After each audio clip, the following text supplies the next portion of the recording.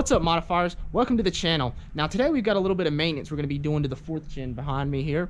But first off, I'd really like to go over a new, I guess you'd call it a tool or a product that I bought that's really going to help with this truck in the future.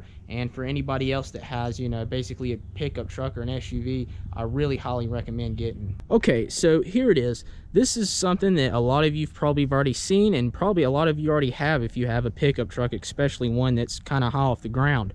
Now, this is the topside creeper. I mean, so far, I'm really liking this thing. I mean, it really helps you get in up over the engine bay. I mean, you're not laying on the air box or the radiator or the shroud or anything like that anymore. I mean, really what really drove me to get one of these is I've seen them on a lot of other channels and a lot of other people, you know, rant and rave about them. And also one night, long story short, when I was changing the oil filter in this thing, I kind of got sick of, you know, leaning over all this and then about trying to slip off of a step stool. So this is it. This is what we got. And these things run about $300 on Amazon or wherever you might buy them online. I believe here recently they were on sale for like $250 for Black Friday. But I actually bought this one for $100 off Marketplace. Somebody had it and, you know, they were just trying to get rid of it. So I came and picked it up. It was in town. And I mean, it looks practically brand new. So for $100, this is definitely one of my most favorite tools. Now, it's a little bit kind of a funny story with this thing, because when I picked it up, there was something off about it, and I really didn't figure it out until I got home. But this whole thing up here is supposed to set, you know, level, but it was like really, you know, cockeyed down. So after probably, I'd say, a good hour of me and 2 other people going over it, we found that it was actually put together wrong. So this piece down here was actually upside down. So as you can see right here, it's got these channels, and it was put up upside down, and somebody had it where this bolt was all the way over here with this link. So this thing was just kind of, you know, bowed down, and this was actually dragging on the ground, which may be why they got rid of it for so cheap. So like I said, after getting it home and looking it over, we put it back together, and this thing, you know, works flawlessly now, and I really love it. But other than that, there is nothing wrong with this thing. I mean, that's the only thing I could think of why the person was getting rid of it. I mean, once you have one of these and you still have a truck or an SUV, I don't see how you could live without it. So first operation of business with trying this new topside creeper out, we're going to change the fuel filter on this truck. I mean, those of you with, you know, the stock location 6.7 fuel filters and really any Cummins knows that it's way down in here.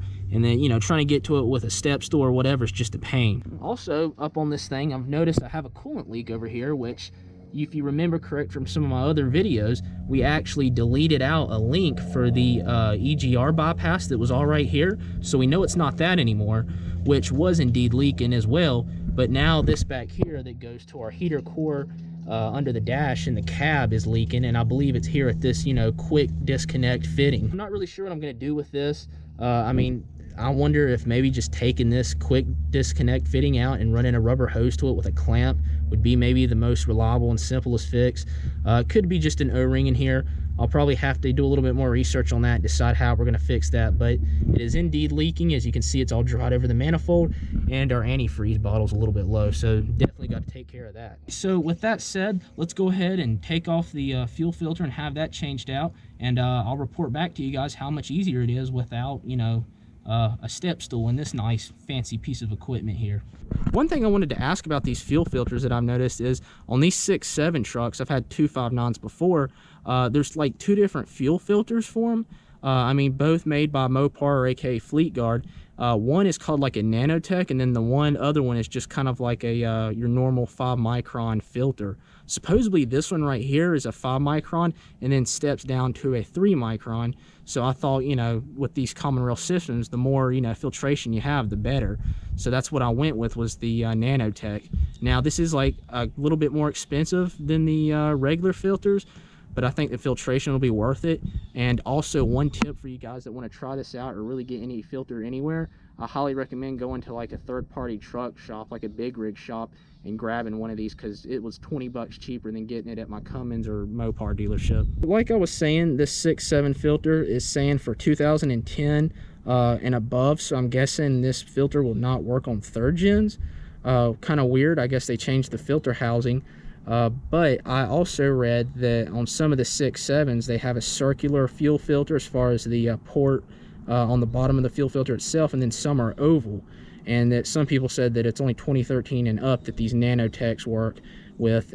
So I'm not really sure on that. We'll have to get in there and check it out. Hopefully not, because I don't want to have to go track down another fuel filter.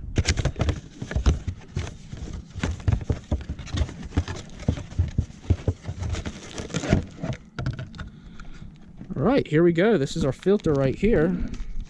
Let me give you some nice, good thick packet of directions, I suppose. And now that's in our grill. And then, you know, you get your new O-ring, and then here's the filter itself.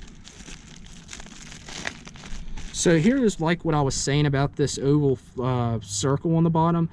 I mean, I'm not sure if this will be compatible with our truck or not. I mean, the box says 2010 and plus. This is a 12, but I'm not sure. I've heard some mixed reviews on that, so we'll have to see once we get in there.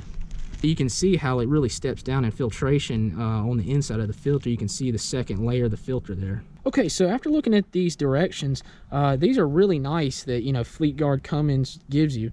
I mean, they've got part numbers to all the, you know, components of the filter housing on this side, which is really great if something breaks and you need to replace it. And they've also got, you know, really thorough directions on how to do it for any of you first timers.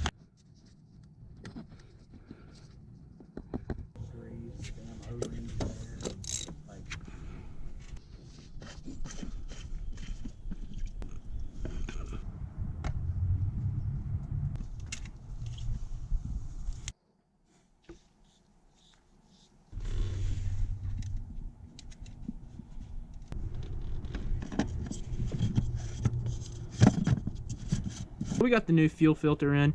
We're just kind of letting the lift pump run right now to actually just cut off and to go through and reprime that fuel bowl since we drained it empty. And it's actually dark on us now, as you can see. That's because I took a little bit of time and went through and cleaned the fuel bowl out.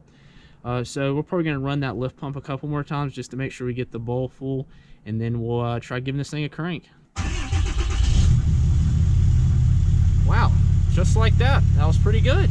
Alright guys, so with our maintenance done on the 4th gen, I have to say I really love this topside creeper. I mean, everything from, you know, the pouch on the front of it to put tools or parts in, to just, you know, really the ability to get up there and get, you know, to the back of the engine bay and everything.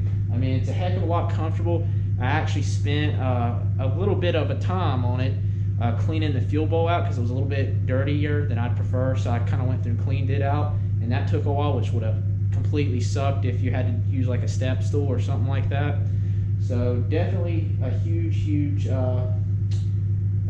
need in the garage. If you guys have any type of, you know, Jeeps or SUVs or trucks, I definitely recommend this, and especially for the low price, you know, I paid for it. I'm very happy with it, very pleased.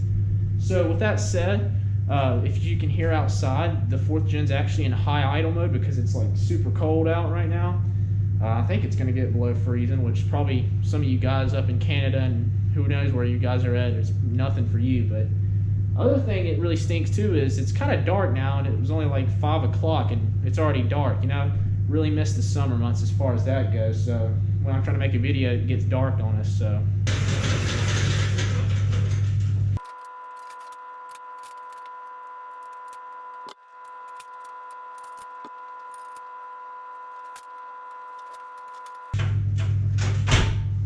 Alright guys, so that's probably going to conclude our video on our fuel filter how-to / topside creeper review.